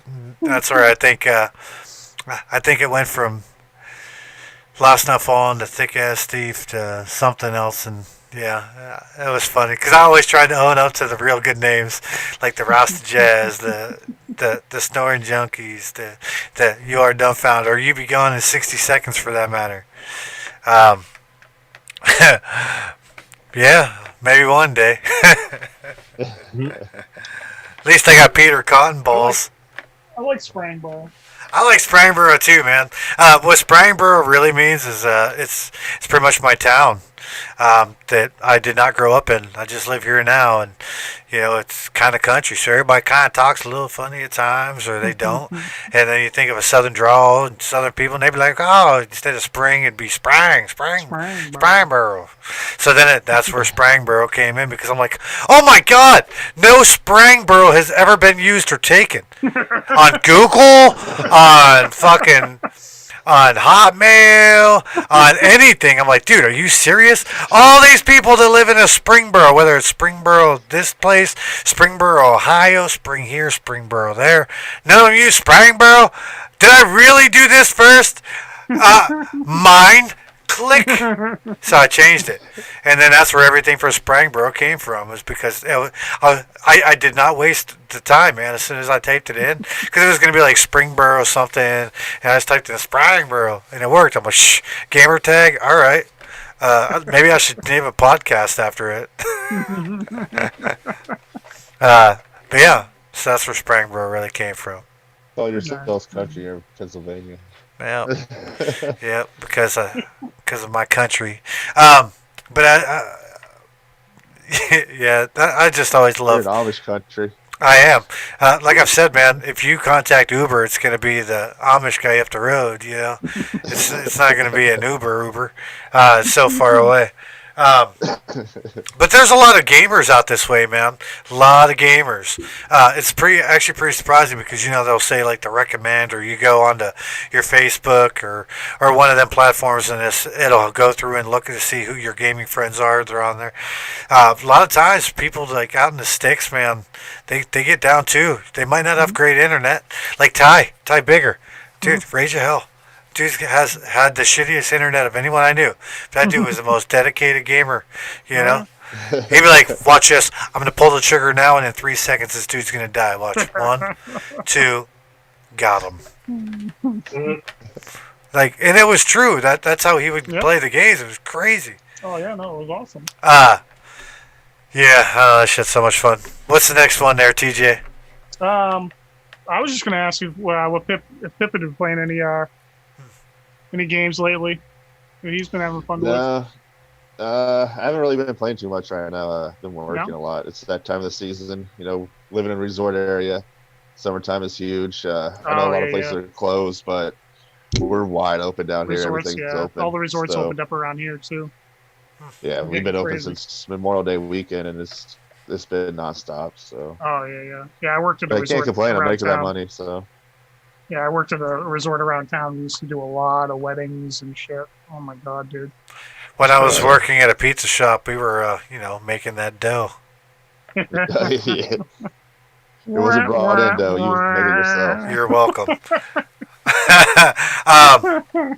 Yeah, being your busiest time, I guess I can see why you wouldn't be playing too much. Yeah. What do you think you're going to play first, though? When you actually have time. Now, I'm not saying Call of Duty correctly. Is there a game right now that's piqued your interest that when you actually have time to play and dive in that you're going to? Probably The Last of Us Part 2. That'll be it right there. That's probably the game I'll probably spend money on. Nice. So. You finished the first one? Yeah. Oh yeah. Oh yeah. It's a fun game. So. Nice. I think it's a great storyline. When you have a good game with a great storyline, it just makes it so much easier to just play and spend the money on it. How was the gameplay in the first one? I liked it. It played pretty smooth. It was pretty easy. Once you learn everything, learn all the little noises and everything you got to listen for, for the clickers and everything like that. Or, What's a clicker? It's one of the zombies that come out again after you get you and stuff like that. They kind of have like a face that opens up and everything. Like they make a clicky noise when they're close to you. Oh, nice. Very cool. Yeah, it's pretty cool graphics and everything like that. You have the choice if you want to venture out at night. If you do, it's a lot more dangerous, of course. Oh no shit. So. Well, that's very cool. The gameplay mechanics, was it like all stealth and your inventory low, or did you what was? You got to be smart. You don't want to be using anything loud or nothing like that, making noises and stuff like that. You got to, of course, with the zombies and stuff like that, you got to be quite stealthy with everything. So, do you have to be like when you do just asking an honest question before? Sorry to interrupt you, but is it careful, like prop hunt kind of careful? Like I'm talking about, like you can't move once you get to that right spot and you're lined up with the little thing in the corner. Do you play it that intentively where you have to like hold your position, be quiet, or do you kind of briskly go through but be more cautious about it? Kind of like what the hell's that game? Uh, the one that's on PlayStation, something Dawn, Horizon Zero Dawn. Horizon Zero Dawn. When you're like trying to capture like the dinosaurs and stuff like that, you had to creep up in the grass. Do you have to get like that real quiet, or is it a little faster paced than that? Yeah, you just gotta be kind of quiet, just creep around. Once it's kind of like daylight, you don't have to worry about it too much. You can just travel, but At night, those when the clickers and stuff come out. Oh yeah. So it's more like a stealth mode type thing where you're Yeah. creeping around. Oh, that's cool. So. That's very cool. Sure. What about the second one? Are you looking forward to? Just the continuance of that story. I mean, the story was so good. Any features you were? You have a little girl that's growing up and all this stuff like that. Her dad protected her, stuff like that, and now the dad's dead and you're playing as the girl. Spoilers. So, yeah, sorry. Awkward. No, I knew this. I knew a little bit about the story going anyway. Yeah. But yeah, no, that's very cool. Anything you want from the second one that wasn't predominant, or you want more of in the second one? Not really. No, did a pretty good job in the first. As long one, as they stay along with everything, just. I mean, of course, better graphics. It's been a while, so yeah, the been... graphics, so of course. But yeah, other than that, everything else was pretty smooth. I mean, It was one of the very first games I played on PlayStation. So on nice. PS4 when they remastered it. So very cool. It was pretty good. So. Well, that's right. That came out for PS3. Yeah. The first one, right? Yeah, I forgot about that. Yeah. That's right. It's been a long time for that one. I forgot. Yeah, it's been probably about 6 years since I played it. So. Oh wow. Kind of excited. I should just run through it again and play it. Get caught up on the mechanics and all that. Yeah, the gameplay. Well, that's cool. You guys want to dive into the PlayStation 5 reveal? Yeah. Yeah. Hey, might as well. Anybody got anything specific that they're? What's your Jerry? We'll shoot with you first. What's your the number one game you're looking forward to if they revealed at that? Well, Horizon 2. Yeah. Easily. Just because, like Death Stranding, it's one of those games where when you play it the first time, you're like, I've never played anything like this before. The gameplay on it was so innovative, as Jamie likes to say. Man, it's been, over an hour and 20 minutes. We haven't said the word innovative yet until now. That's impressive. That is pretty impressive. I was trying to avoid it. It's brilliant. It's brilliant. It's a brilliant word. It's it. Why you never invite me anywhere. No, you're fine. That's fine. Hey, we went that long without saying it. That's good. The original one, for those that haven't played it, it's one of those games where it's not like anything else. There's some similar stuff. Open world RPG, skill trees, that type of thing. Experience gets you to unlock things, but the way that you have to, a lot of the enemies on there are dinosaur-like machines, and each of them has its own way of getting taken down, subdued, or killed, or whatever. And you basically have to learn how to hunt each one of them, or how to not die from them. If you do see them, or you do get screwed when all of a sudden there's this big old bird, on top of you. It's like, if you're not powerful to take it down, do you know how the hell to get away from the damn thing? So it's one of the more fun just game mechanics, when you're actually playing it and feeling it and seeing what the character is capable of doing. You realize, I've never played anything like this before. It's so neat. And the story itself just outstanding. A lot like Death Stranding as well too. It's just some of the stories they come up with on these. It's incredible, man. It's awesome. The amount of detail that's in it, the amount it just gets you to kind of think about. It seems that how many times is somebody going to do a game about post-apocalyptic world, and it still feel like a new story or a fresh take on it or whatever. You would think that that would get old after a while, but when people do it correctly, it doesn't get old. I guess it's kind of like a zombie movie. How many zombie movies are there? But then you have one that comes out, it's like, holy shit, this is good. I think of like World War Z. You know, I'm like, oh shit, another zombie movie. And I watched it. I'm like, this is actually pretty dope. You know, same thing with Zombieland. Zombieland, that's what I was thinking of. Different take on the same story. So I'm excited to just see. The one thing I wish they had more of in the original one was just more to it, like more world to explore, deeper skill sets, skill trees.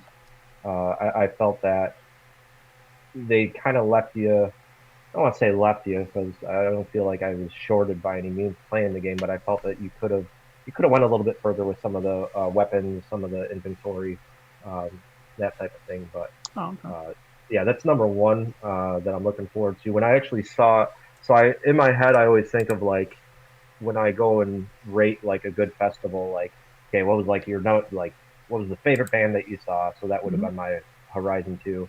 Um, what was the surprise show, like the show that you went to go see, like you didn't know anything about or you Yeah, weren't expecting that was gonna anything be my good. next question. Was gonna be like the next. What was your?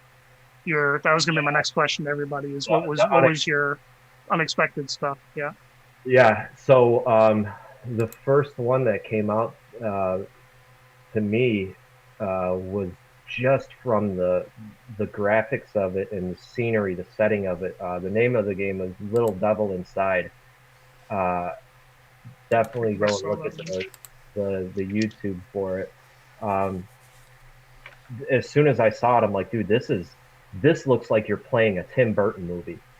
And if you're familiar with if you like Tim Burton movies, man, Mhm. like if you're familiar with his works, you should see the same thing too, man. I showed it to my girlfriend, and she said the same thing. She's like, "Holy cow, that it does look like a Tim Burton movie." For those that aren't familiar with him, he did Nightmare Before Christmas is probably one of his most popular ones. Yeah. That's what a lot of it reminded me of. But Edward Scissorhands, like all the kind of weird Yeah. Almost Beetlejuice he as did. almost Uh, eccentric type movies. yeah. Not really like horror or scary. Yeah. I don't know. He's his own type of genre. But as soon as I saw that game, I was like, dude, I don't care if the game sucks itself. I just want to see more of those visuals. Yeah. I thought it was really neat. So that was my surprise one, so to speak. And then uh, Sleeper, I'm thinking. I kind of want to see what Gran Turismo 7 is like. I feel like that series, I always skip like one or two between playing it, and I'm always impressed. Always impressed, like how much better they get. So I think maybe five was the last, or 5 was maybe the four. last one that I played. Yeah, five or four was the last one that I played. So I'm thinking, yeah, I definitely want to play that just because like I said, it's not a series that I always like. Oh, the next one's coming out, I got to get it. Yeah. It's always like, oh, hey, you know what? Why not pick this up? It's usually when it's on sale or something like that. So those are my three. Thanks. Very cool. Hip, what about you, bud? What were you most surprised about? Um, Or your the number one one pick? that Your number one pick, actually. Sorry, let's go. We'll go in the order. number one. One that really kind of shocked me because I never really ever played them and it looked really good was the Oddworld. Yeah. That looked Yeah. really good. The graphics and everything, just the mechanics, the storyline of it. If you haven't tell, I like games with a really good storyline. If it can get me intrigued into it, Yep. I feel like I'm playing the story and everything. That's great. That's the best thing. That looked really good.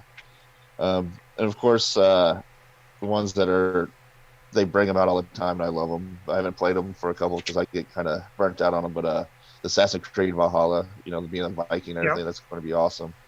Mm-hmm. Um, and then the Spider-Man Miles Morales.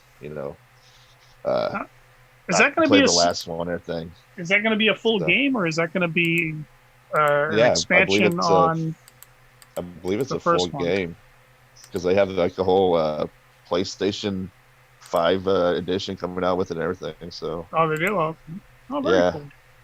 Well, that's awesome. so I'm not sure who the villains or stuff are going to be in that one, Yeah, I couldn't tell but by the. if it's anything like the last one, like the last Spider-Man game, just the way it flows and everything, Yep. just flying through the buildings and all that, it's crazy. Just amazing gameplay. There's so many good games, and that Spider-Man is, I think, the one that they got right. I would love to see one with Miles Morales. I'm kind of excited for that one. Yeah. Yeah, that's awesome, dude. Shoot. The surprise one anything that surprised you? Not really. No? Not that sticks out for me right now. Yeah. Not really. I don't like that. The one that surprised me, I didn't know that was coming out, was the Miles Morales Spider-Man one. I didn't know they were doing that one. So. Oh, that's cool. Sure. Awesome, man. Jamie, what about you, man? What did you Reveal. Is that a thing? You didn't see it?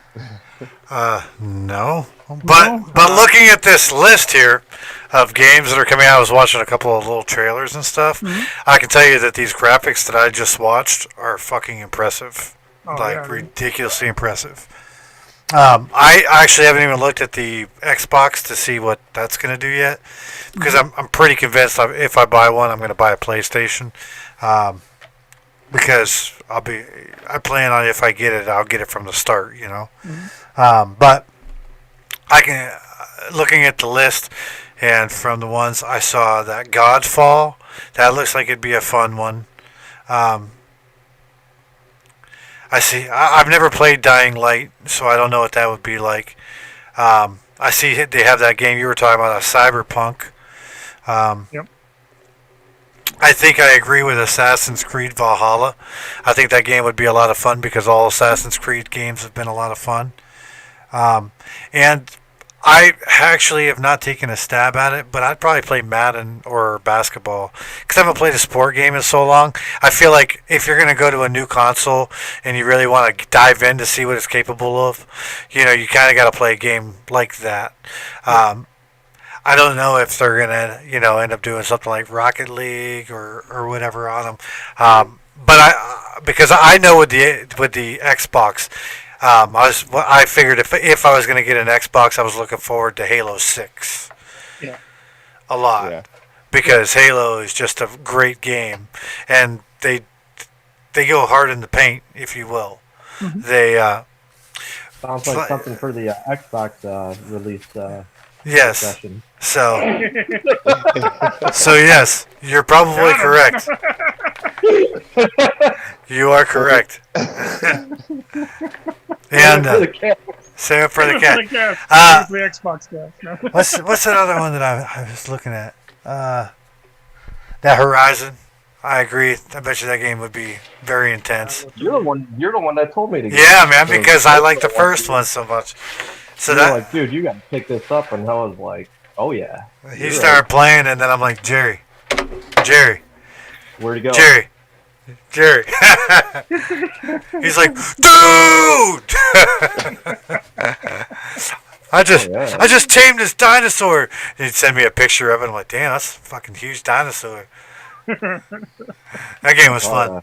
But yeah, I'm looking forward to like Overwatch. I'm looking forward to those kind of games, moving to the new systems. But I will definitely do my review. For the next podcast, I will come strong with my Xbox and my PlayStation reveal thoughts. If they had the Xbox review yet? They did a reveal for the so third what does party. Everybody think like the actual aesthetic of the PlayStation, the way it looks? I think it's funny. Do you want a mini fridge or do you want a Wi-Fi router? Is what my I really don't care either way on any of the consoles what they look like. Yeah, I just thought it was funny. That's what I saw going around. That's like the big meme thing that's going around right now. Is everybody's memeing out the PlayStation thrown inside the Xbox trash can. Like that's one of my favorite. It's like, but yeah, it's. I don't know. They're both going to sit. You know what I mean? I'm more concerned about the controllers. I'm glad the PlayStation is more of an Xbox feel on their controller. Yeah. It looks a little bit more comfortable for me because that controller looks sick. Yeah, it's definitely looks a lot better. And probably would get me to play it more. There was one other game I forgot to mention on here that I wanted to talk about. Another here, you can have one of mine. Yeah, there you go. This is a PlayStation game, but PlayStation 5. It's called Kena Yeah. Bridge God, of Spirits. that was one that was the top of my list. I'll let you talk about it then. That's a perfect transition into your discussion. Go ahead. That game had like these stunning graphics. The gameplay just looked like a ton of fun. It kind of had like that Ratchet and Clank type feel, and it was just beautiful. Like the lighting on it, the way the effects were. It wasn't like over. They didn't look like over the top. Like okay, that's all you're seeing is just the flashing effects. It didn't look like they went like 150% on the ray tracing. They went like just the right amount where it adds to it and doesn't distract you from the gameplay. At least in what they showed. They only showed a little bit. They didn't show a lot, but from what they did, it looked like a lot of fun. I mean, a lot of fun. It's just a weird title, like Kena Bridge of Spirits, or I agree with you on all that. I would add. I felt like it just looks like it's going to be fun to play. You're kind of touching on it, but like those little characters, those little like kind of ball things. Yeah, the little ball. You know, it's cute. It's almost got like a secret of mana feel to it. Yeah, like that's the first thing I thought of when I saw it. I was like, the colors of it, just the overall feel of it. Like it just looks like fun to play. It looks like it's an adventure style game that I kind of want to just run around and kind of explore. And so it looks like a cool world to get lost in. Yeah, for sure. That was the game that was probably my favorite game or I don't want to say surprise, but it really was one of probably my favorite showings out of all of them because it showcased like an old school style like action, a little bit of platforming. You know what I mean? Like it kind of brought all that stuff together. I think it's a really good launch title. I don't think it's going to be actually at launch. I think it's what is it? Write down the year of it. I didn't write down the year, so I don't know what year it was going to be out on. I think it's 2020 is the release on it. I'm not 100% sure. Oh, I think it's I've got it up here. It's to be announced. Is it to be announced? Yeah. Yeah, to be announced. Yeah. That was probably the top game for me. I mean, I like all those other games you guys mentioned, but I know what to expect from them. You know what I mean? Like, I know that Valhalla is going to be a AAA game. It's going to be top notch. You know what I mean? It's going to be pretty good. It's going to be at least an 8.5 out of the gate. I mean, it's almost guaranteed an 8.5. It's probably going to get 9s and 10s out of 10s because that's how the rating systems work. But I know that's going to be great. I know the Spider-Man's going to be awesome with Miles Morales. That's going to be a huge. Even if it's not that great of a game, it's going to sell gangbusters just by having Miles Morales in it because he is the most popular Spider-Man. And launching it on holiday 2020 on the back of, they just released the animated film, and now they're going to have another animated film not too long after that. I think it's great. The one that surprised me, I gotta remember the heck I put it here.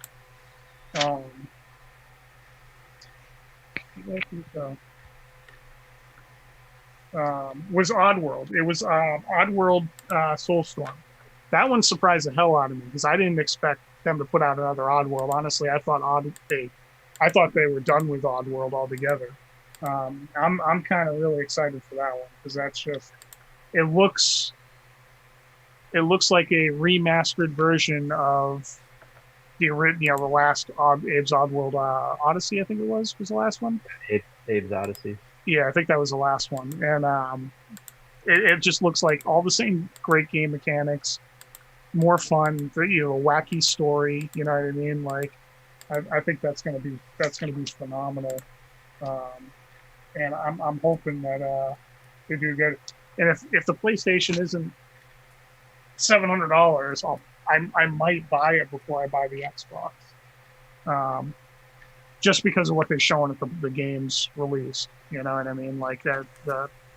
I know all these games aren't coming out at release, but their first year or two. I think all these games are 2021 at least, at the farthest out. Yeah, everything I have, I think is all 2021. So you figure by the first year of PlayStation 5, you're going to have, Gran Turismo 7. That's going to be an awesome game. I agree with you on that one, Jerry. That, like, I played Gran Turismo 5. Gran Turismo is like a launch title. That's the kind of game you want to have at a launch because you have phenomenal graphics, simulation, the ray tracing in that will be freaking awesome. Can you imagine coming around an apex of a turn and all of a sudden you've got the sun gleaming down off of a hill and through a couple of signs and whatnot? And it's just I was big into Gran Turismo for a long time, and that's gonna be so awesome. I can't wait for that. That's I thought they did a really good job. The only thing I was kind of disappointed with is I don't know if you guys had the problem, and I don't know if it was on my end, but the audio was horrible. Like in the very beginning, like the first 10 of the games they showed, like the audio was just was echoey. I watched it live, like when they first showed it. I don't know if they've touched it up in the. They might have. I didn't watch it live. I might have to watch it again, but the live audio on it was so bad because they were playing that PlayStation music behind them talking and on top of the games playing, so you could hear like two different soundtracks: the game soundtrack, and then you could hear like their little PlayStation soundtrack thing they were doing. Well, you know what they did? They made the rookie mistake, man. They were doing the podcast, and somebody was streaming it and listening to it next to the podcast. Yeah, exactly. Turn your radio down. It's the whole calling into the radio station and radio down. Yeah, so it was pretty bad. That was the only thing. We should probably get an expert's opinion on audio screw ups here. Yeah, we should have had an expert watch it, and then they could have told us. Yeah. I can definitely do that during my review. Got a play-by-play. He would have been like, "Man, this guy's only on channel 7. He needs to be on channel 7." 7 and 8, yeah. Hey, live and learn, my man. Yeah, exactly. Yeah. No, but I mean, no, they did. I think it was the best way to do a live, a reveal. I think they should probably do it that way all the time, rather than doing it live in an event, just because they can iron out all the, the presentation a little bit more. Yeah, it's if Rainbow Six Quarantine is going to be anything like Rainbow Six Siege, I bet you that's going to be a pretty dope ass game. There was one that I was just looking at here that I know that I can see a lot of time being invested in. Oh, Destiny 2 is moving to it. I'm sure you guys saw that in the review, but it says here Destiny 2 is going to be hitting the PS5. If you get the latest expansion on on Destiny 2, you get the free version of the game for PS5 because Destiny 3 is still some years away. Well, I think Destiny 3, when that game drops, is going to be so damn good because of what they did with the second one. I hope so. Yeah.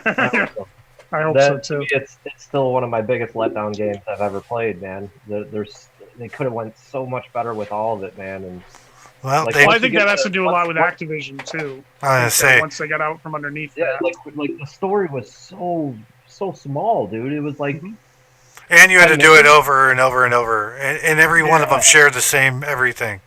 Yeah, that was kind of a big letdown. Now that you mention it. But the potential is Oh yeah. Like out of this world. Like, dude, there's some serious stuff you can do with it to make it awesome. Oh yeah, the lore on that game is crazy.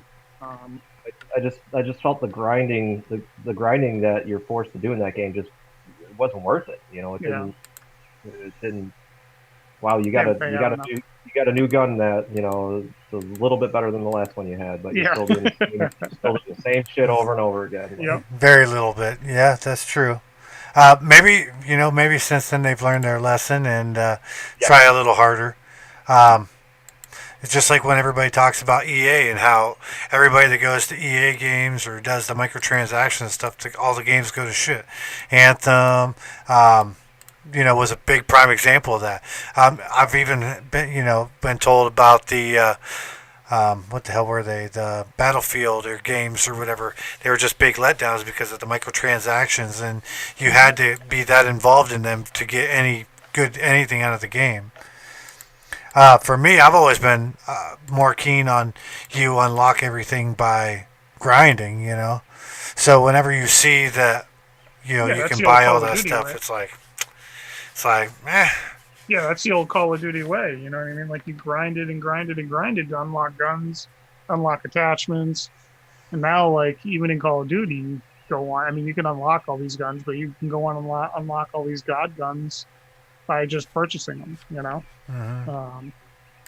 So it's definitely a different world from where we grew up in. I'm really excited to do that, to watch that review. How long is that? Like an hour, 2 hours? Yeah, it's like an hour and 10 minutes or something. Yeah, I'm definitely gonna watch that because now you guys have streaked my, you made me curious. Yeah, it definitely was worth it. Ratchet and Clank, I remember playing that. Yep. That was a fun game. That was fun. Cool. Yeah, I like the warping stuff they brought in from world, multiverse type thing. That's an interesting mechanic. I like that they brought that in. Yeah, what was that one game where that was the whole basis of the game was like warp, like creating the warp thing, and you got to jump through it. It was like a puzzle type of game. Oh my God, Portal. Yes, Portal. Oh my God. Yep. Yeah, that was a hard ass game. Awesome, dude. Worth it though, man. Like, just made you think. Portal 2, that was a good one. There's parts in the game I recommended to you that remind me of that. What was the game? The Outer Wilds. Outer Wilds. There's a couple puzzles that it's exactly the same mechanics, man, where you have to, mess with everything out, the portals. Yeah, it reminded me of that. I'm like, oh, dude, that's awesome. Like that one game. Yep. All I need is that robotic voice in the background. That psychotic robot that was always yeah, man. or a mental breakdown half the time. Yeah, that was a good one. It was definitely a good one. Just one of those, going back to, I guess that's the theme of today, man, with what I have to talk about, is just games that you never played anything like it before, and they came out with something new, and it's like, damn. Yeah, it's a whole new adventure, kind of it's definitely going to be a good time. I'm excited for both consoles. Price is really what's really gonna be what this is a deciding factor. Price in the video game launch titles, because I have like Game Pass. I love Game Pass. If they offer a lot of good games still on that, I'm going to keep that and probably just get the Xbox X Series or Series X. Just because I already have so much invested in it, and so many games already in it. All the way. I'm back to PlayStation all the way, man. I'll end up having both, but it all depends. If it's a $700 console, I just,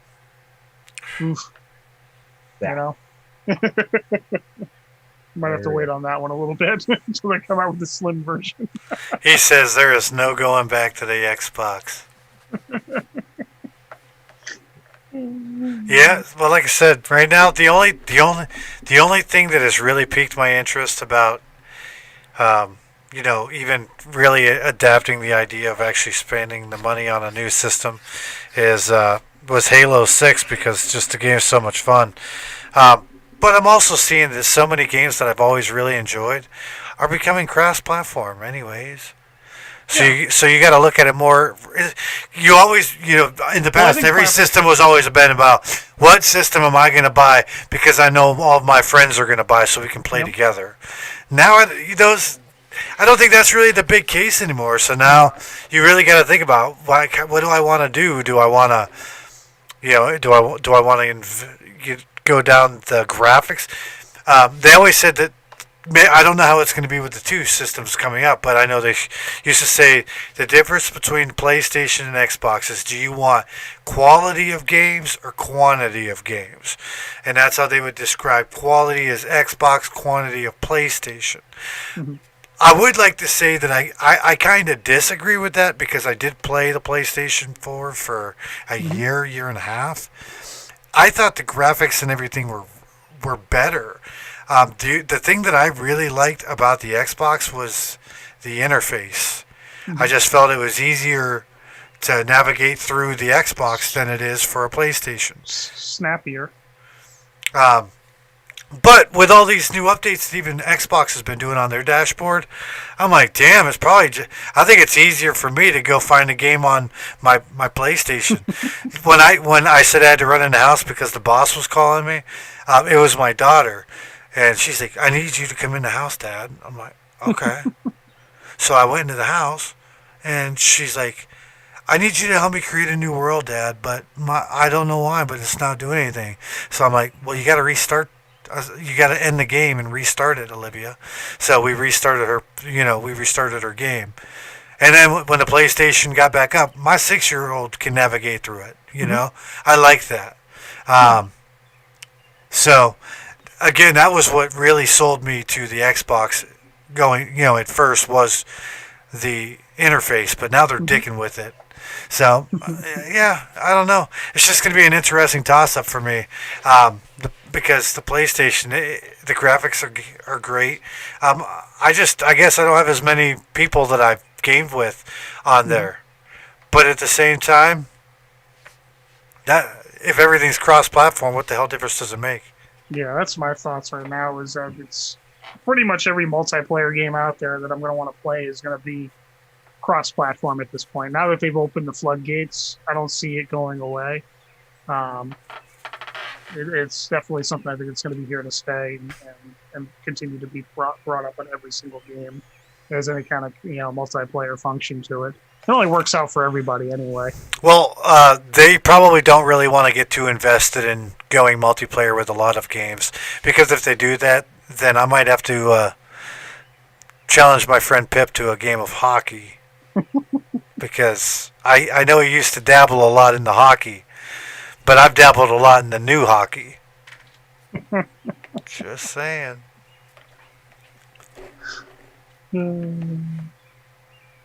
Yeah, I dabbled a lot in that old hockey. I don't know much about the new ones. I'm just saying. But, I mean, wouldn't that not be awesome, though, if you cross-platform a game like that? Like NHL 21, 22. That would be so much fun if I could get on there and game with anyone from any platform.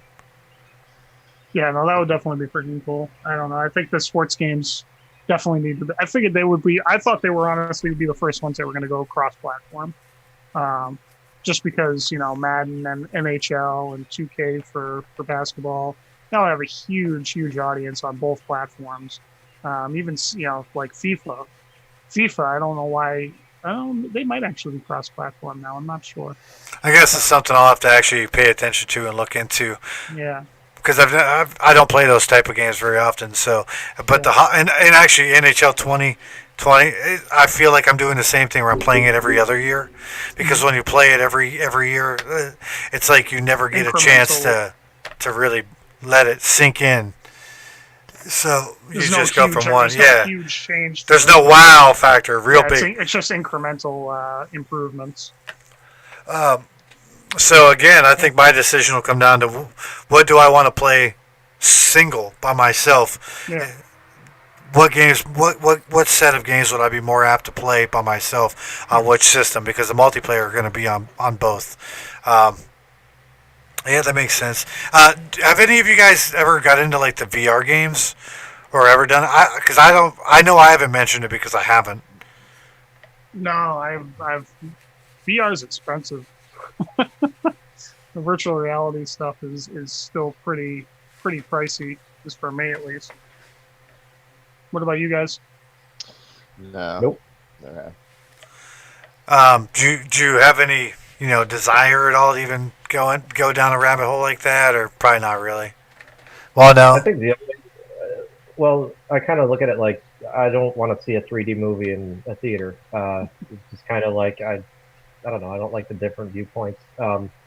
But if there was a game that I would like to be able to be immersed in, it would be Skyrim VR. I would love to just be able to look around and see all the settings. or all the environment, the setting around you. I think that would be really cool. But that'd be about it, Like, I don't know. Thought versus reality is seeing it actually. If you could try it out at like a game store when you're not balls deep in a pandemic,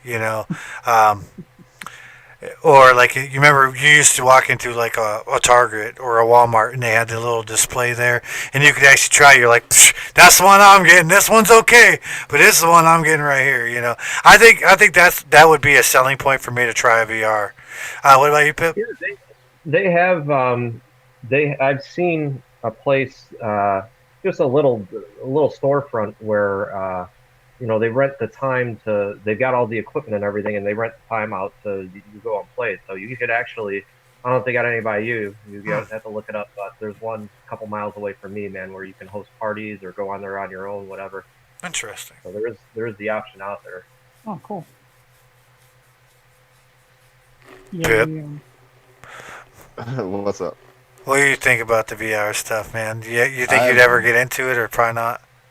I never have. I think it's a cool idea. I mean, if you remember back in the old days, the Game Boy Virtual Boy and everything like that. Yeah. The graphics weren't the best. It felt like you were really being immersed into the game. Then of course you have like the other arcades where they have like the thing that's strapped down over your head. You're just like looking around. If the graphics and everything got a lot better in it, maybe. I mean, it's never really interested me to be in all that. But if it got better and everything like that, yeah, why not? Squadrons is supposedly supposed to be VR. Yeah. The There's little Brandy. I came to say hi. What's up, Poppers? What's up, Hi, Poppy? Brandy. Brandy, say hi. Brandy says she's a PS5 dog Oh yeah. all day. Hey.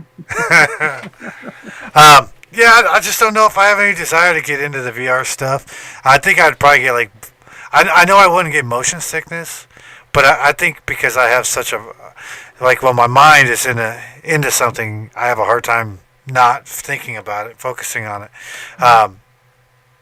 So I think that I would probably get too immersed in it.